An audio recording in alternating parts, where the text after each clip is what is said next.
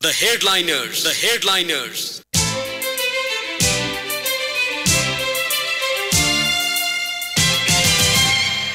नमस्कार श्रोता, रेडियो कान्तिपुरको प्रभातकालीन नियमित कार्यक्रम द हेडलाइनर्समा यहाँलाई स्वागत छ। आजको कार्यक्रम लिएर म प्रकाश पाठक उपस्थित भएको छु। जनचासोका विषयमा अतिथिसँग विचार विमर्श गरिने यो कार्यक्रम साताको 6 दिन यसै समयमा प्रसारण हुँदै आएको छ। आजको कार्यक्रममा हामी नेपाली कांग्रेसका नेता डाक्टर नारायण खड्कासँग कुराकानी गर्दैछौँ।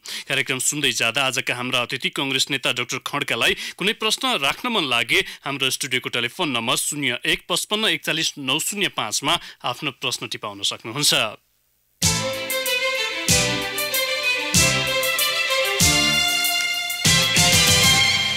सरकारको कामकारबाहीलाई लगाम लगाउँदै पार्टीको सांगठनिक संरचना चुस्त बनाउने अवसर पाएको प्रमुख प्रतिपक्ष नेपाली कांग्रेस यति बेला आफ्नै आन्तरिक किचलोमा रुमलिरहेको छ। नेभी संघको अल्झनमा पछिल्लो समय व्यतीत गरेको कांग्रेस वाचडगको भूमिका बिर्सिएर आन्तरिक आरोप प्रत्यारोपमा समेत उत्रिएको छ।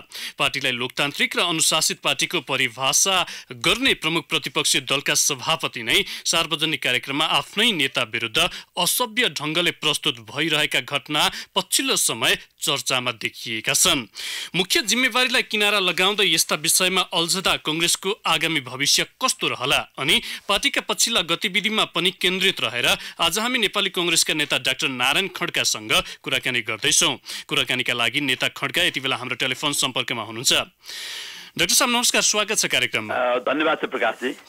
अब बलियो सरकारको प्रतिपक्षमा रहेको नेपाली कांग्रेसको भूमिका र पार्टीको पछिल्लो हिँडाइप्रति तपाईको विश्लेषण चाहिँ के छ, त्यहीबाट कार्यक्रमको सुरुवात गरौँ। जुन संगठित र एकताबद्ध भएर हाम्रो आगामी अब 1 वर्ष त गइसक्यो, बाँकी 4 वर्षको चाहिँ रोड म्याप मार्गचित्र तयार पारेर हामी अगाडि बढ्नुपर्ने हो।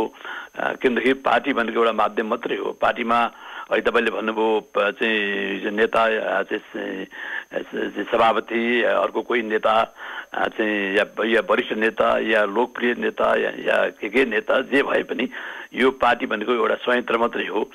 यसको काम भनेको निर्वाचन जित्नु र सरकार बनाउनु हो।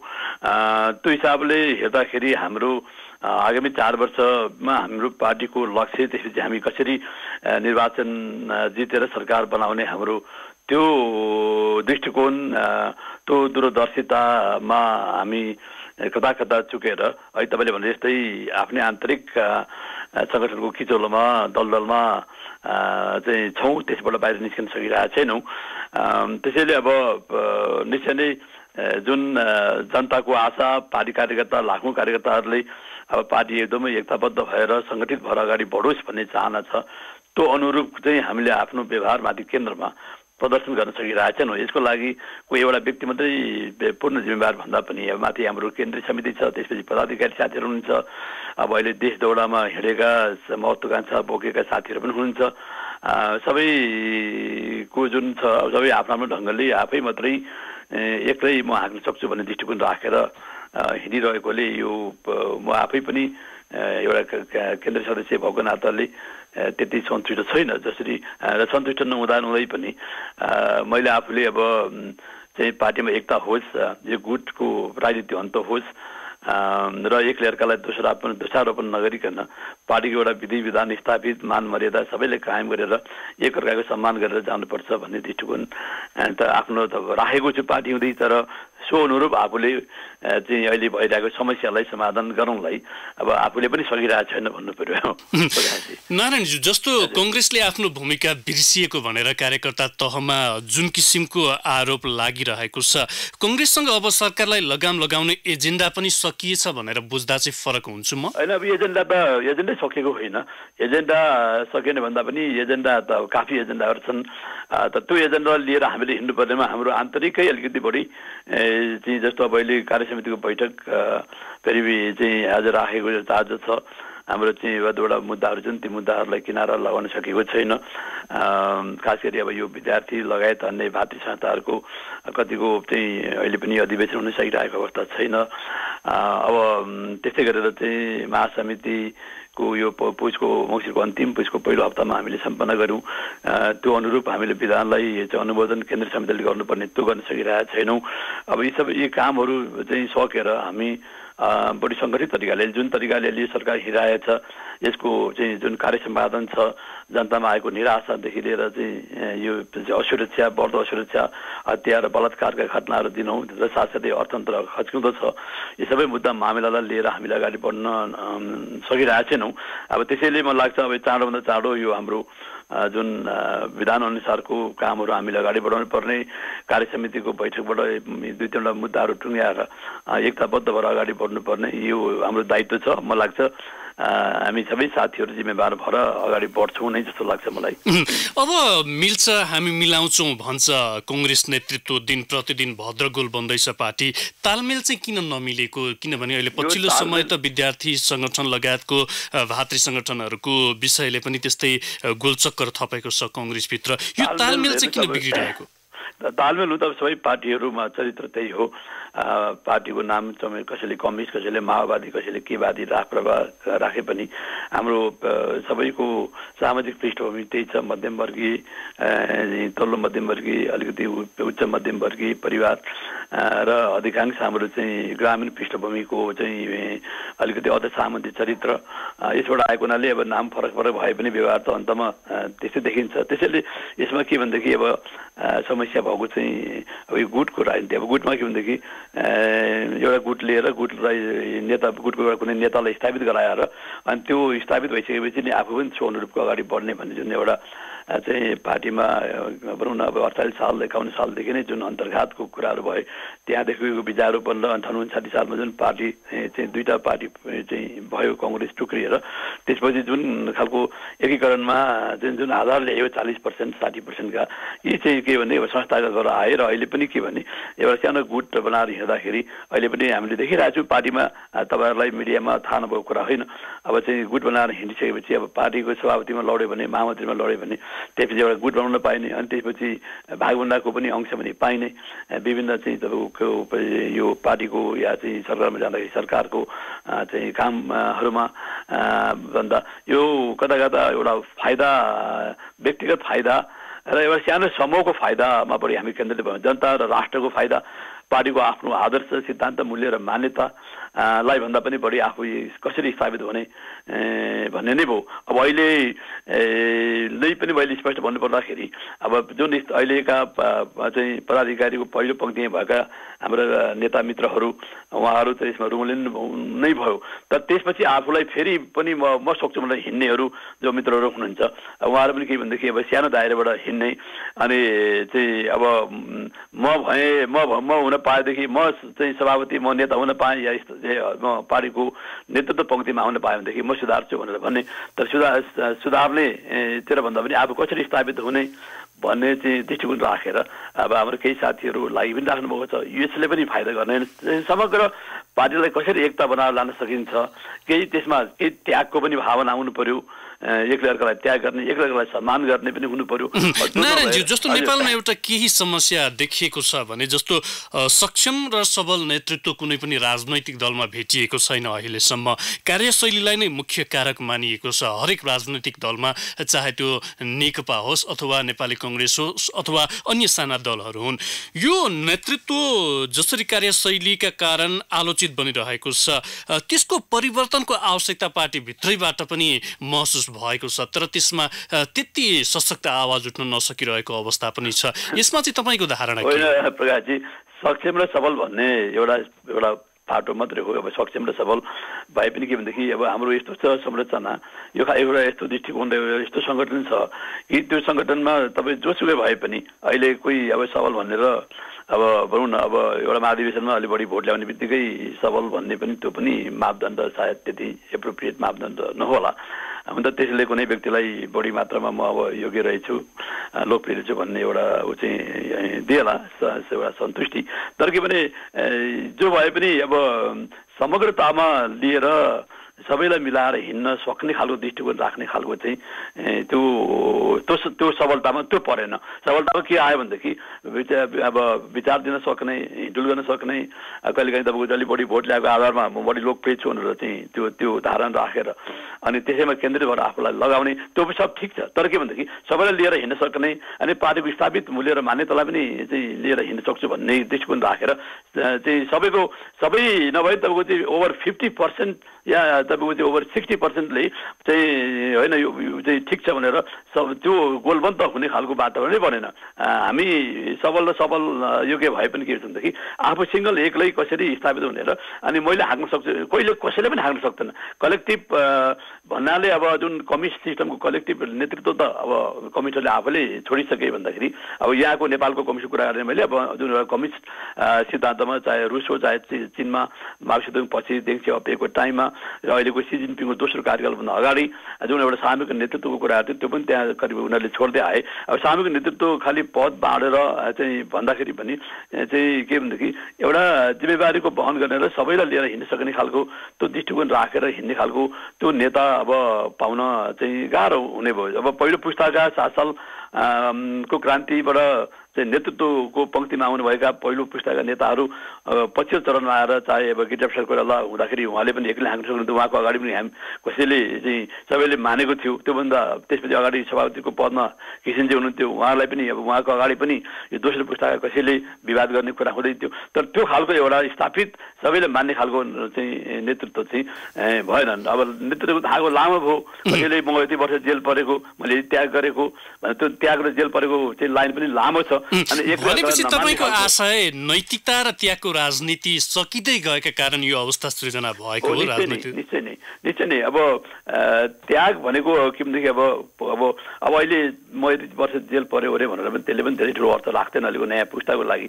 मूल कुरा के छ भनेदेखि तपाईँको भिजन, तपाईँको त्याग भनेको इन द सेन्स कि तपाईँले अरूको लागि पनि सम्मान गर्न सक्ने, पार्टीलाई परित्याग गर्ने परेको बेलामा अनि पार्टीका मुद्दा देशका मुद्दा लिएर अगाडि बढ्न सक्ने त्यो खालको आँट लिएर हिँड्न सक्यो भनेदेखि हो। होइन भनेदेखि अब चाहिँ पद हत्याउनको लागि एकले अर्कालाई हुन्छ नि जिरो सम गेम भने जस्तै एकलाई एउटाको कस्टमा अर्को आउने भने जस्तै मैले फलानालाई चाहिँ डाउन गर्न पाएदेखि म स्थापित हुन्छ भन्ने जुन दृष्टिकोण छ त्यो दृष्टिकोणले कोही पनि सफल हुनेवाला छैन। जसरी एउटा प्रश्न बारम्बार उठाउँदै आएको छ नेपाली कङ्ग्रेसभित्र एउटा पक्षले नेतृत्व असक्षमताकै यावत समस्याको जड अहिले कङ्ग्रेसभित्र रुम्मलिरहेको छ भनेर यसलाई नै अब तपाईँहरूले अथवा त्यसलाई चाहिँ किनारा लगाउने प्रयत्न चाहिँ सुरु गर्ने अथवा त्यसलाई चाहिँ आगामी महाधिवेशनबाट चाहिँ त्यो एजेन्डा लिएर अगाडि बढ्ने अवस्था चाहिँ कतिको देख्नुहुन्छ? अब त्यो अवस्था मैले भनिहालेको छु नि, अब यो यसको लागि हामीले दोषारोपण गरेर होइन। अब अहिले मैले नामै लिएँ, अब कुनै मिस्टर एक्सले अब अहिले रामचन्द्रजीलाई शेरबहादुरजीलाई गाली गरेर हिँडेर र त्यो व्यक्ति लोकप्रिय पनि हुँदैन, स्थापित पनि हुन सक्दैन, किनकि उनीहरूको पनि आफ्नो गुण छन्। लोकप्रियदेखि जनताको अगाडि या कोही अहिले अलोकप्रिय भएको मान्छेलाई खेऱ्यो भनेदेखि गलत हत्या भनेदेखि अब एकछिनलाई ताली त पिटिएला, तर त्यो दीर्घकालीन हुँदैन। त्यसैले अहिले सबैको सम्मान गर्दै अब आउने महाधिवेशनको लागि तयारी गरेर सबैको भावना समेटेर हिँड्ने कसरी त्यो चाहिँ त्यो खालको नेतृत्वको उदय चाहिँ हुनु पर्यो। त्यसको पूर्वाभास अहिले हामीले पाइरहेका छैनौँ। जो मित्रहरू अगाडि बढ्नुहुन्छ उहाँहरू अब भनौँ न अब कोही विरासत बोकेका मित्र हुनुहुन्छ, अब उहाँहरूको आफ्नै शैली छ, अनि कोही अरू नयाँ साथीहरू हुनुहुन्छ उहाँहरूले पनि सबै साथीको भावना लिएर अगाडि बढ्न खालको चाहिँ योजना म देख्दिनँ। त्यस कारण के भने चाहिँ अहिले यतिखेर मैले त पार्टी बिचमा नि भनेको छु, बाहिर भनिरहेको छु, अब शेरबहादुर रामचन्द्रलाई गाली गरेर मात्रै आफू अगाडि आइँदैन। उहाँहरूको अब टाइममा महाधिवेशनबाट उहाँहरूलाई चाहिँ हराउँछु भनेर हराइदिने हो। अब जो नयाँ आउनुहुन्छ उहाँहरूले लिएर हिँडेको लागि छ त्यो आफ्नो वातावरण बनाउनु पर्यो। तर कसैलाई गाली गरेर एक अर्कालाई दोषारोपण गरेर पब्लिकली त्यसले झन् के छ भनेदेखि झन् आपसमा चाहिँ एउटा मनमुटाउ, आपसमा क्रिया प्रतिक्रिया र आक्रोश मात्रै जन्माउँछ। अब यसैलाई पछिल्लो घटनाक्रमलाई पनि जोड्न चाहे। केही दिन अघि मात्र पार्टी सभापतिले सार्वजनिक रूपमै एउटा अभिव्यक्ति दिनुभयो जुन एउटा विवादास्पद अभिव्यक्ति पनि रह्यो। केहीले त्यसलाई सकारात्मक रूपमा भने पनि धेरैले नकारात्मक रूपमै त्यसलाई व्याख्या गरेको छ। त्यो अभिव्यक्तिले चाहिँ के सङ्केत गर्छ पार्टी सभापतिप्रति? होइन, त्यो पार्टी सभापतिको हैसियत भएको व्यक्तिले कुनै एउटा व्यक्तिको नाम लिएर पब्लिकमा त्यो आवश्यक थिएन। त्यो ठिक पनि मैले त त्यसलाई पनि राम्रो मानेको छैन। त्यो नाम लिन कसैको पनि आवश्यक हुँदैन र त्यस्तै गरेर चाहिँ आफूलाई महत्त्वाकांक्षा बोकेर हिँड्ने कुनै व्यक्तिले पनि चाहिँ भनौँ न अब कसैको मानवर्धन गरेर बाहिर पब्लिकली नेताहरूको गरेर हिँडेर त्यो पनि मान्छे स्थापित हुन सक्दैन। त्यसकारण अब चाहिँ अरू कसैले गरे भने पनि पार्टी सभापति भएको मानिसले चाहिँ त्यो कुनै व्यक्तिमाथि पब्लिकली जानु ठिक हुँदैन। म स्वीकार्छु त्यो राम्रो भएन, त्यो गर्न आवश्यक पनि थिएन। अब अर्को व्यक्तिलाई त सायद फाइदा पनि भयो होला, कसैलाई के हो नामसाम लिएपछि चर्चा पनि आइयो, आदि इत्यादि पनि भयो भन्ने होला। तर के भन्दाखेरि सभापतिमा बसेको व्यक्तिको लागि चाहिँ त्यो मलाई लाग्छ त्यो सुहाउँदो खालको अभिव्यक्ति थिएन। यो घटनालाई लिएर के पनि विश्लेषण हुन थालेको छ भने नेतृत्व छोड्न चाहिँ वर्तमान सभापति शेरबहादुर देउवा फेरि पनि नचाहने अथवा नसक्ने सङ्केत हो यो, अरूलाई चाहिँ नेतृत्वमा आउन नदिने उहाँको जुन किसिमको एउटा चाहना हो त्यसैको आक्रोश चाहिँ सार्वजनिक कार्यक्रममा व्यक्त भएको भन्ने पनि त छन् नि। मैले तपाईँले भनेको कुराहरू मैले अहिले हाम्रो जो महत्त्वाकांक्षा राखेर हिँड्ने व्यक्तिहरू हुनुहुन्छ, अब खास गरी मैले अब अर्को नाम लिन चाहन्न, म रामचन्द्रजीकै कुरा गर्दाखेरि मैले भन्ने गरेको छु। तपाईँ कमसेकम अब महाधिवेशनमा तपाईँको आफ्नो इच्छा छ भने मैले यो एउटा खालि उहाँलाई मात्रै व्यक्तिगत एउटा मैले एउटा लक्षण मात्रै को हिसाबले मात्रै मैले उहाँको नाम लिएको। अब पब्लिकली तपाईँले अब अधिवेशनमा तयारी गरेर कसैलाई हराउने हो, तर हराउनको लागि अहिले नै तपाईँ कोही व्यक्तिले पनि कसैलाई गाली गरेर हुँदैन। तपाईँ आफ्नो तयारी गरेर अगाडि कसरी एउटा एजेन्डा लाने, दृष्टिकोण लाने, भिजन लाने, परिकल्पना लाने भनेर मैले उहाँलाई भनौँ न उहाँको एउटा शुभेच्छुक भएको नाताले मैले त्यो कुराहरू गर्छु। म त्यसै गरेर चाहिँ अरू कुनै व्यक्तिले पनि अब पार्टी सभापतिलाई चाहिँ पब्लिकली अयोग्य असक्षम उनले गर्दाखेरि सारा चुनाव हार्यो भनेर बाहिर पब्लिक भन्दाखेरि त्यसको चाहिँ सभापति एउटा मान्छे हो, निश्चय नै त्यो भनिरहँदाखेरि चाहिँ त्यसको नकारात्मक प्रभाव पर्न स्वाभाविक हो मनोवैज्ञानिक रूपमा। तर यसको अर्थ फेरि पनि के भने पब्लिकली त्यसरी कोही व्यक्तिमाथि उत्रिनु चाहिँ त्यो पदीय उसभित्र चाहिँ पर्दैन। त्यो नारायणजी जस्तो अब पछिल्लो समय एउटा समस्या देखिएको छ, पुरानो पुस्ताले नयाँ भिजनका साथ पार्टीलाई नयाँ ट्र्याकमा अथवा नयाँ मार्गमा अगाडि लैजान सक्दैन कि भन्ने आशंका पनि छ। यसले नयाँ पुस्ताको जन्म हुने अवस्था चाहिँ कतिको देख्नुहुन्छ पार्टी? नयाँ पुस्ता छ, नयाँ पुस्ता पनि अब यो बडो इन्ट्रेस्टिङ छ, गम्भीर प्रश्न पनि छ। हेर्नुहोस् यो पुस्ताको राजनीति पनि के भन्छ, यो लोकतान्त्रिक पद्धतिमा पुस्ता भन्ने कुरा पनि त्यो अलिक सापेक्षिक विषय हो। त्यसमा अब युवा साथीहरू जस्तो अब पदीय हिसाबबाट पनि धेरै ठाउँमा हुनुहुन्छ, मन्त्री पनि हुनुभएकै हो। तर के भने युवाहरूकै तपाईँले एकछिन 60भन्दा माथिकालाई छोडेर 40देखि 60को बिचको साथीहरूलाई, युवा साथीहरूलाई हेर्नु भनेदेखि त्यहाँभित्र कोही व्यक्ति कतिको सर्वमान्य छ, कतिको एउटा त्यो पुस्ताकाले एक लर्कालाई कतिको स्वीकार छ, कतिको त्यो ग्रुपभित्र सबै अटाउने खालको राजनीति भइरहेछ भन्ने हिसाबले हेऱ्यो भनेदेखि त्यहाँ पनि के छ भनेदेखि चाहिँ धेरै मानिसहरूको एक लर्कालाई चाहिँ कसैले पनि कसैलाई नमान्ने, यो एक लर्का नमान्ने भन्ने जुन रोग छ यो अर्ध सामन्ती रोग जुन हाम्रो पार्टीमा अरू पार्टीमा पनि छ, हाम्रो पार्टीमा पनि छ। मैले अघि भनिहालेँ हाम्रो दोस्रो पुस्ताका हौँ, 7 साल पछिको पुस्ता, अनि के अरे ग्रामीण पृष्ठभूमि चाहिँ मध्यमवर्गीय पृष्ठभूमि, अनि बाबुबाजेहरूको एउटा कुनै जो खाना लाउन पुग्ने खालको सामान्य लेख पढदेखि लिएर राम्रो शिक्षा दिन सक्ने खालका र भएको हुनाले अहिले जुन हामीले जुन एउटा जिन हामीले पोलिटिकल जिन हामीले चाहिँ एक्वायर गरेका छौँ हाम्रो चाहिँ अघिल्लो पुस्ताबाट, त्यो अहिले पनि त्यहाँ के छ भनेदेखि सामन्ती चरित्रहरू, मान मर्यादा, पैसा अनि म ठुलो भन्ने दृष्टिकोण एक लर्कालाई चाहिँ दबाएर आफू चाहिँ अगाडि बढ्ने त्यो रोग व्याप्त छ। त्यो युवा पुस्तामा पनि छ, अघिल्लो पुस्तामा पनि जान्छ। खड्काजी यहाँलाई केही बेर कार्यक्रममा रोक्नुपर्ने बेला भएको छ, हामी ब्रेकमा जान्छौँ। ब्रेकपछि केही श्रोताका पनि प्रश्न लिएर थप छलफल गर्नेछौँ। कृपया टेलिफोन सम्पर्कमै बसिदिन यहाँलाई आग्रह गर्दछु। अहिलेलाई भने ब्रेकको पालो।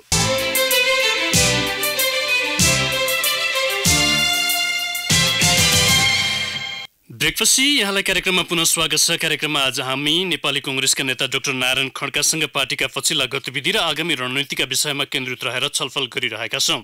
नारायणजी यहाँलाई कार्यक्रममा पुनः स्वागत छ। धन्यवाद प्रकाश। धेरै श्रोताले जिज्ञासा राख्नु भएको छ, संक्षिप्त जवाबको अपेक्षा गर्छु, निकै कम समय छ हामीसँग। खोटाङबाट शिखर खतिवडाले सोध्नु भएको छ, गाईघाट दिक्तेल सडक खण्ड अन्तर्गत फोक्सिङटारमा निर्माणाधीन पक्की पुल गत वर्षदेखि नै अलपत्र छ। खोटाङ भोजपुरका अधिकांश जनता लाभान्वित हुने थिए यो पुल सम्पन्न भए। तपाईँ उदयपुरको जनप्रतिनिधि पनि हुनुहुन्छ, निर्माणको काम कहिले सम्पन्न हुन्छ, तपाईँले के पहल गर्नुहुन्छ यसका लागि? शिखर चाहिँ मैले अस्ति केही हप्ता अगाडि अहिलेको भौतिक मन्त्रीसँग नि भेटेर यी हाम्रो त्यहाँ यो भोजपुर खोटाङको बिचमा चाहिँ त्यसै चाहिँ उदयपुर खोटाङ उदयपुर भोजपुरको बिचको पुलहरू त्यो अलपत्र पहिटाएका छन् भनेर पनि मैले उहाँलाई गुनासो राखेको थिएँ। हामी यसमा लागिरहेको छौँ। अब सबै सम्पन्न नहुने पुलहरू यस वर्ष सम्पन्न गर्ने हाम्रो लक्ष्य छ भनेर भन्नुभयो। त्यसैले फोक्सिङ टाढो बारे मलाई थाहा छ। शेखरजी धन्यवाद तपाईँहरूलाई। यो महत्त्वपूर्ण छ। अब यसमा हामी पनि लागिरहेका छौँ। यो चाहिँ उदयपुर र खोटाङ र त्यसपछि भोजपुर जोड्ने एउटा महत्त्वपूर्ण पुलको रूपमा मैले लिएको छु। म निश्चय यसमा लागिरहेको छु। धन्यवाद। वीरेन्द्र शाहले नरुवाबाट सोध्नु भएको छ, कांग्रेसका नेताहरू जनतासँग डराएका हुन् कि नेतासँगै महासमितिले पारित गरेका निर्णय केन्द्रीय समितिले अनुमोदन गर्न किन नसकेको? निश्चय नै अब यो डराउने कुरा त भन्दा पनि अब केही अन्य पार्टीका साथीहरू पनि ल्याउनु पर्ने, फेरि अब अन्य पार्टीहरूको चाहिँ अब तल क्रियाशील सदस्यहरू एकदम कम भएको हुनाले उहाँहरूलाई कसरी स्थापित गर्ने भन्ने बारेमा र खालि के भनेदेखि एकअर्कालाई मानवर्धन गरेर अनि हराउने र एउटा दुश्मनी जस्तो सान्ने खालको प्रवृत्ति जन्मेला कि भनेर केही हाम्रो चाहिँ एउटा बहसको विषय हो। तर निश्चय नै महासमितिमा अब हाम्रो चाहिँ नेता मित्रहरूले उहाँहरूले हामी सबैले यो राम्रो एजेन्डा भनेको हुनाले अब यसमा छलफल भइरहेछ। सायद त्यतातिर जानुपर्छ भन्ने मेरो पनि दृष्टिकोण छ। मुकुन्द प्रसाद अधिकारीले गोठाटारबाट सोध्नु भएको छ, जनतामा नजाने सत्तामा रहेको दलले के गल्ती गर्छ भनेर कुरेर बस्ने नीतिमै रूपमा लिएको हो नेपाली कांग्रेस? होइन, जनता मुकुन्दजी हामी जनतामा गइरहेका छौँ। अब पार्टीको केही कुराहरू निर्णय गर्नुपर्ने भएकोले पार्टीको बैठक अब अलिक लम्बिने चाहिँ खालको पनि हाम्रो परिपाटी छ जुन ठिक होइन। अब समयमा मिटिङ नहुनु, त्यसपछि अब गुटगत रिसामा पहिला बैठक बसेर त्यसपछि निर्णय गर्ने यो एउटा बडो दलदलीय खालको प्रवृत्ति छ। अब यसलाई तोडेर अगाडि बढ्नुपर्ने हो। जनतामा जाने किन, आखिर अल्टिमेटली त जनतै हो, निर्णायक जनतै हो। चाहिँ यो देशको सार्वभौमताको निर्णय गर्ने अधिकार लिएका भन्दाखेरि जनतामा जाने डराएको होइन। अब गइ पनि राखेका छौँ हामीहरू, तर अब एकमुष्ट सङ्गठित भएर जान सकिरहेका छैनौँ। श्यामप्रसाद शाहले सप्तरीबाट सोध्नु भएको छ, तपाईहरू लोकप्रिय व्यक्तिलाई अघि सारेर पार्टीलाई जीवन्त बनाउन किन चाहनुहुन्न? यो अब हामी कसैले भन्दा नि समग्र पार्टीका कार्यकर्ताले चाहनु पर्यो। कसैले कसैलाई रोक्ने भन्ने कुरा हुँदैन। अधिवेशन सबैको लागि खुला छ। अधिवेशनबाट स्वीकार्यता कायम गरेर आउने हो। यसमा रोकेर अब हाम्रो जस्तो लोकतान्त्रिक पारदर्शी जवाबदेही पार्टीमा कसैले कसैलाई रोकेर रोकिने भन्ने हुँदैन शाहजी। छविलाल खतिवडाले झापाबाट सोध्नु भएको छ, कांग्रेसले प्रतिपक्षको भूमिका निर्वाह गर्नुपर्नेमा पार्टीभित्रकै आन्तरिक अल्झनमा रुमलिरहेको छ। कांग्रेस बढी नै लोकतान्त्रिक भएको हो जस्तो लाग्छ कि लाग्दैन तपाईँलाई? निश्चय नै छविलालजी, अराजकताकै जस्तै गरेर बढी लोकतान्त्रिक भयो। त्यहाँ अनुशासन, लोकतन्त्र माइनस अनुशासन अराजकता हो। त्यसकारण अनुशासनको हीनताको पराकाष्ठ छ हामी कहाँ। जसले जे गरे पनि हुने, जसलाई हराए नै भयो, घात अन्तर्घात आदि इत्यादि। अब त्यसलाई निर्कुल गर्न, सम्बोधन गर्न सकिरहेको छैन। त्यसैले अब निश्चय नै प्रतिपक्षको भूमिका पनि हामी छौँ। तपाईँले देखिहाल्नुभयो हाम्रो साथीहरू सबै सशक्त रूपमै आइराख्नु भएको छ मुद्दामा, जनताको सरकारको मुद्दामा, संसदमा, बाहिर पनि। तर के भने अलिक हामी रुमलियौँ अन्त आन्तरिक रूपमा त ठिक कुरा हो। गगन सावा लिम्बुले मोरङबाट सोध्नु भएको छ, कांग्रेसमा समाजवादको नीति र सिद्धान्तको त खडेरी लागेको छ। अहिले कांग्रेसको सिद्धान्त चाहिँ के हो खड्काज्यू?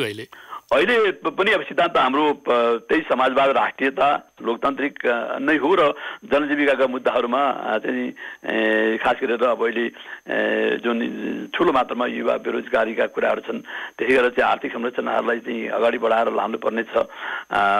कृषिका कुराहरू छन्, जल स्रोतका कुराहरू छन्। यी कुराहरूको माध्यमबाट एउटा सामाजिक न्याय र समतामूलक समाजको निर्माण गर्ने, लोक कल्याणकारी राज्यको स्थापना गर्ने नै हाम्रो चाहिँ सिद्धान्त र आदर्श हो। त्यहाँबाट हामी विचलित भएका छैनौँ। तर खालि के छ भनेदेखि अब अहिले सत्तामा जाँदाखेरि त्यो देखिने हिसाबले, जनतालाई छुने हिसाबले काम अलिकति गर्न नसकेको भने चाहिँ त्यो सही कुरा हो। हवस् त खड्काज्यू, यहाँको अमूल्य समय र विचारका लागि यहाँलाई धन्यवाद छ। धेरै धन्यवाद छ प्रकाशजी, तपाईँलाई पनि नमस्कार। श्रोता, आजको कार्यक्रममा हामीले प्रमुख प्रतिपक्षले निभाएको प्रतिपक्षीको भूमिका तथा नेपाली कांग्रेसको आन्तरिक विवादका विषयमा केन्द्रित रहेर नेपाली कांग्रेसका नेता डाक्टर नारायण खड्कासँग कुराकानी गर्यौं। समय अभावले हामीले रातोपुलबाट देवीप्रसाद खरेल र झापाबाट बलभद्र आचार्य, त्यसै गरी मोरङबाट चुनामणि भट्टराईले राख्नु भएको प्रश्न राख्न सकेनौं। प्रश्नकर्ता सबै श्रोताहरूलाई धेरै धेरै धन्यवाद। फरक विषयमा अर्का अतिथिका साथ भोलि फेरि आउनेछौँ। आजको कार्यक्रमबाट न्युज डेस्कका सबै सहकर्मीसँगै प्राविधिक मित्र नवराज भण्डारी र म प्रकाश पाठक पनि बिदा हुन्छौँ। नमस्कार।